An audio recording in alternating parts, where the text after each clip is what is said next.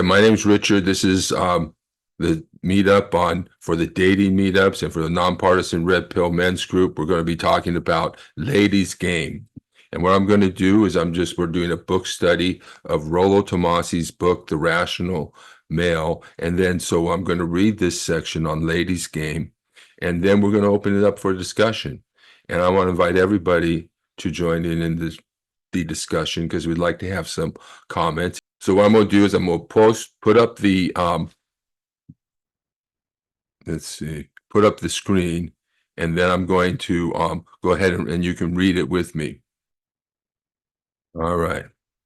So plate theory 5, Ladies Game, female plate theory.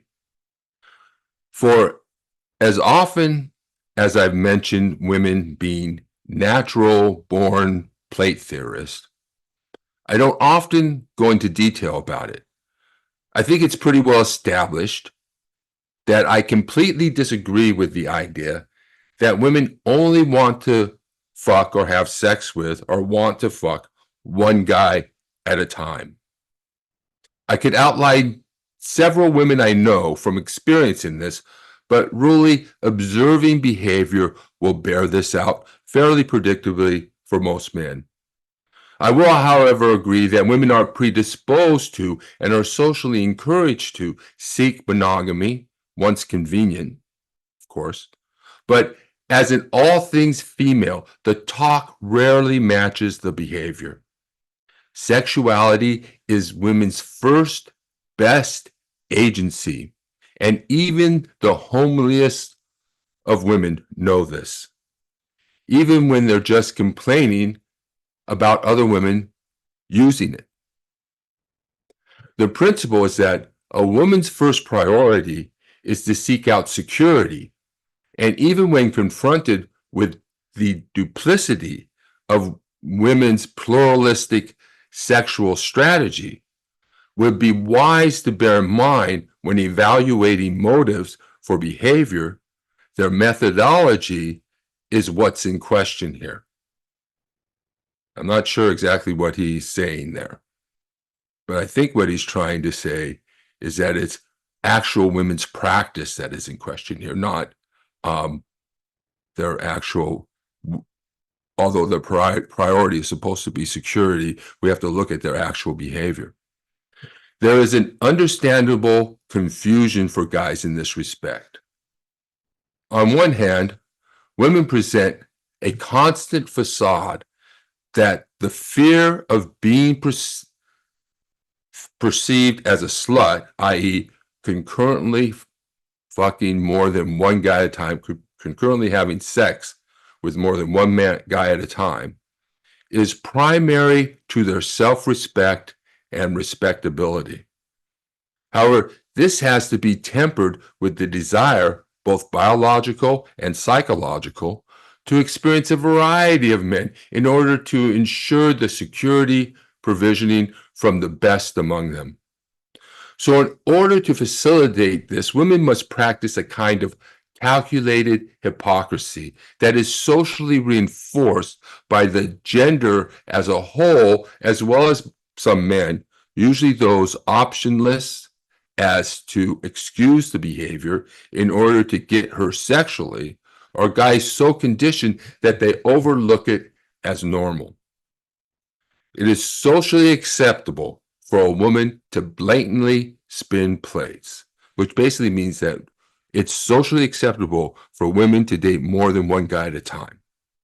Men will get criticized for that. But for women, there's no question that they can go out to dinner with one guy one night and with another guy the next night. Nobody asks them any questions, unless perhaps you're accusing them of having sex with them, and so they have to protect themselves from that perception. So this is the nature of the hypocrisy. So, does this sound outrageous? While a woman who makes her sexual practices a bit too overt runs the risk of being perceived as a slut, which is dubious in this age as it is, most relatively attractive women covertly have a constant bullpen of starters ready to go to bat at any time. These are also known as orbiters. So regardless of what they say, they've got attractive women have a whole group of guys who are ready to go anytime she wants. Orbiters are the intention providers, the maybe guys. It makes little difference in terms of available options, which she chooses at any given time.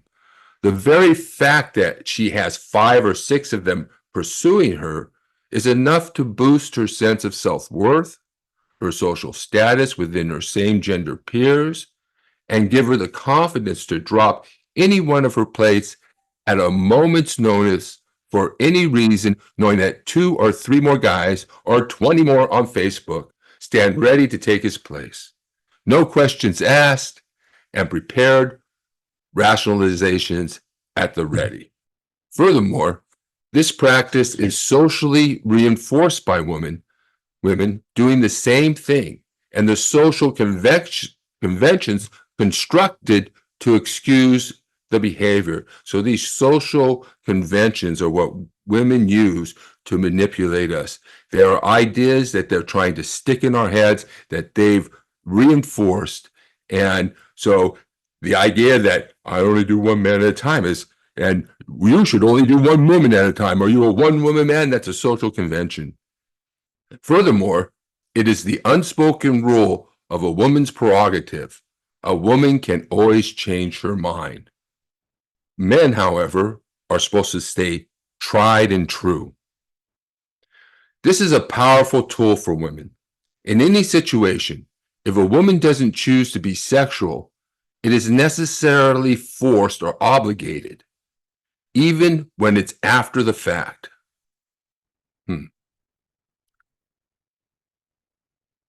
Either the jerk forced her physically or emotionally, or she had thought she wanted to but later reconsidered. It makes little difference. In all social situations, the default is to side with the feminine, the weaker sex, women, from sympathy or empathy, and men from a desire to eventually become intimate with them. I don't think he's a very good writer, but so I don't really know what he's trying to say here. In either instance, the feminine prerogative is socially reinforced.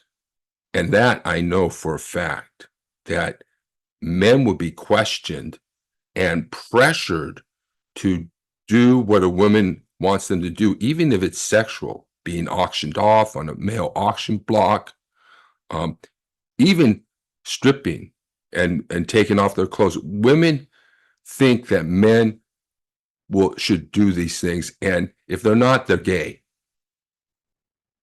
So that's important to understand, because even by my focusing on it here as a male, my motives for doing so become suspect. So anything we do is possibly trying to get to sex. That's how embedded this dynamic is. To question it risks ostracization. However, I also understand that for a greater part of women, this plate spinning dynamic isn't a conscious effort on their part. So none of this is really conscious. It's not necessarily thought out. It's just what they do. In fact, I suggest that it is so thoroughly recognized that women default to it autonomously, which means they just do it that way. Also, this is a good example of the first principle of power. When you have power, always feign powerlessness. So in other words, women have a lot more power, but they like to pretend that they don't. Free reign. So with a firm understanding that their behaviors will, for the most part, be excused, and this is a huge problem with women getting away and thinking they can do anything, especially when in regards to sex with men and men's sexual behavior and how men should be used. They are free to practice the feminine form of plate theory unhindered by social reprisal. The feminine plate spinning involves much more than sex, though. Remember, attention is the coin of the realm in female society. The capacity to command attention determines self-esteem, peer status, sexual selectivity, and a host of other factors in a woman's life. So spinning plates become more than just a which guy am I going to get tonight prospect. The dynamic and these factors are what makes women natural plate spinners. Even when a woman has no intention of ever becoming sexual with a maybe guy, his intention still has some value to her. It appeals to the long-term perspective for security that a continuous subroutine running in her hindbrain. So in other words, she's just doing this automatically. This is the rudimentary psychology behind hypergamy. So these things, I guess he's saying, are running through women's hindbrain. It's not conscious, not consciously aware, but all these processes are being run by their instinct or their psychology, their evolved psychology. Now combine all of this with women's native language, covert communication. And it's natural for a man to assume that a woman will only ever become sexual with one guy at a time. This serves the latent purpose of keeping them in a kind of stasis. If he assumes women will only be sexual under the precondition of comfort and commitment, she is free to spin plates, essentially weighing options as she pleases, and sample at will what she sees as in her hypergamic best interest at the time. So if men live with this delusion that women present to them and act as if we're true, and if they actually believe it, that allows her to be free to pursue other plates. That's why committing to a woman is so dysfunctional, because it just frees her up to look elsewhere. It just relieves her anxiety so she can look for another better, bigger, badder guy and keep you just in case she can't find anybody better. If the carrot looks good enough, the guy will patiently pull the cart until such time as another better carrot comes along. Either way, he's in that stasis.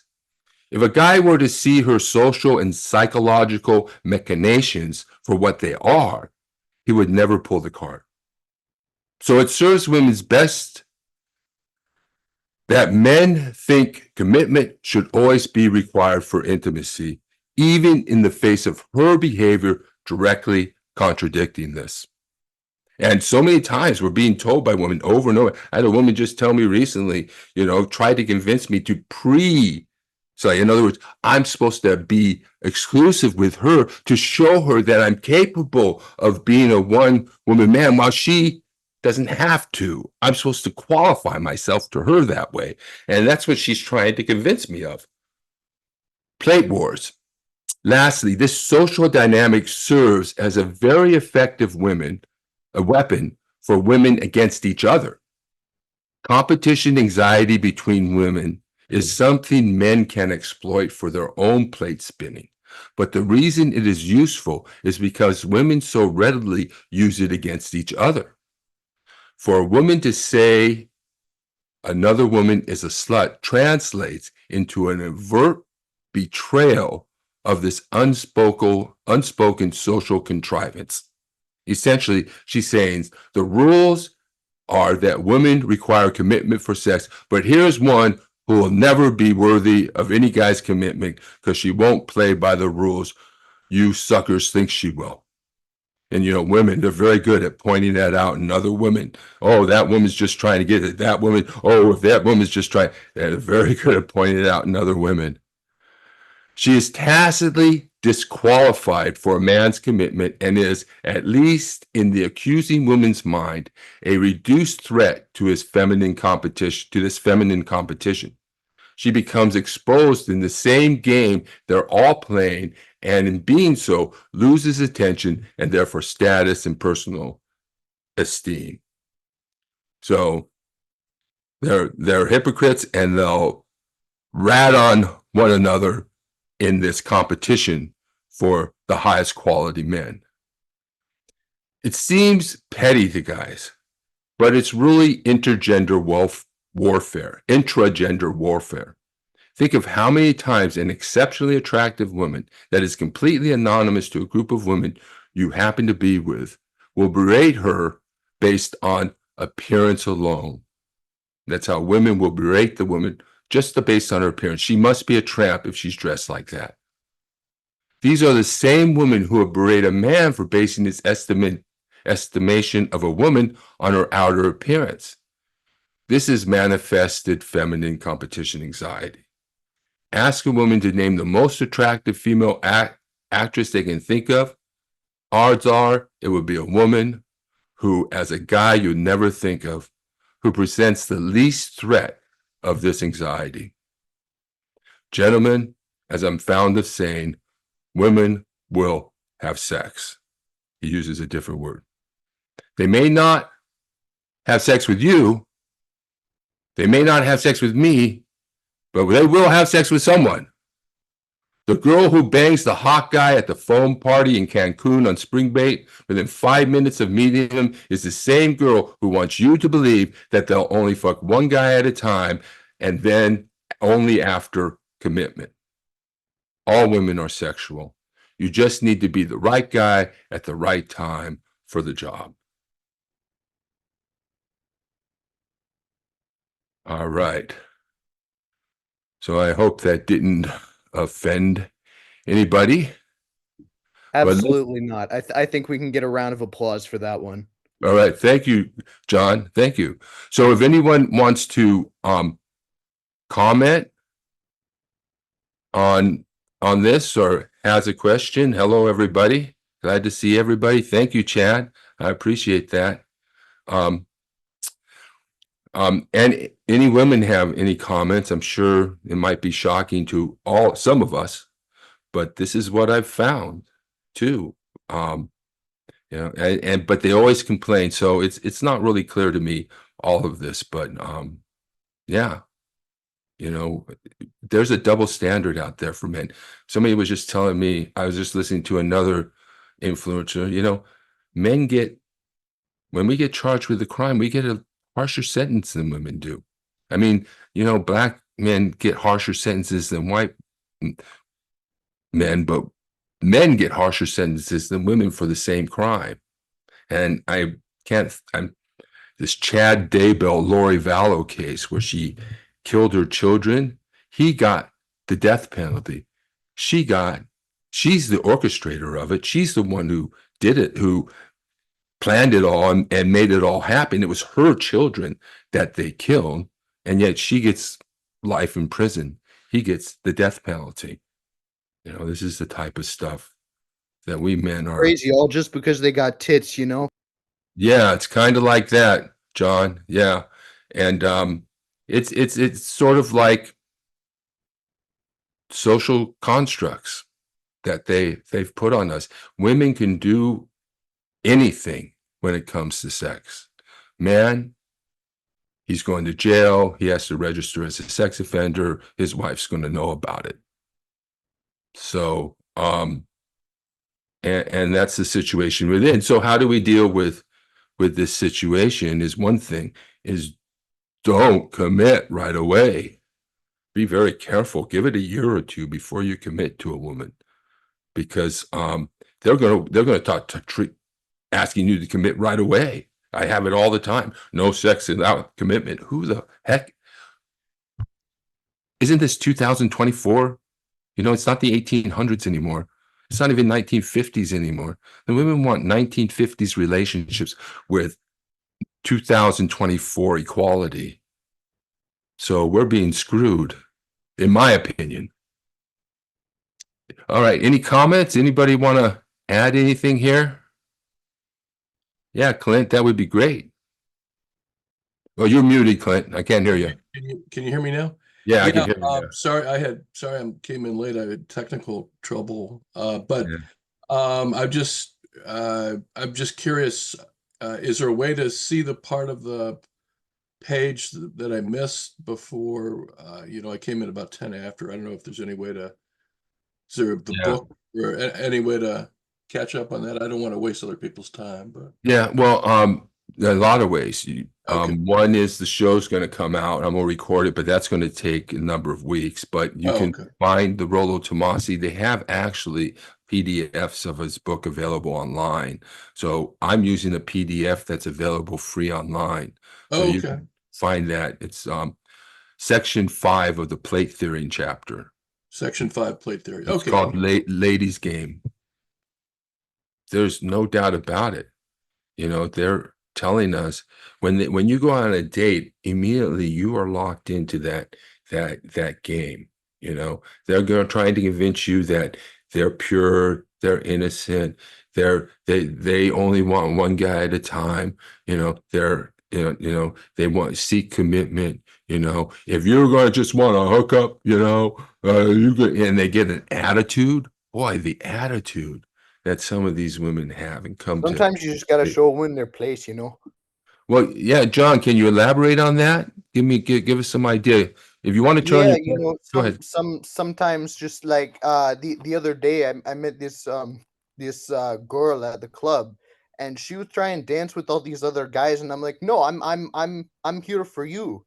Hmm. And they're like dancing with all these other guys, and I couldn't do it. I got so frustrated. I went on to the next woman. Yeah. Well, did you take her there on a date or you just met her there? Oh, I just met her there. Yeah. Okay.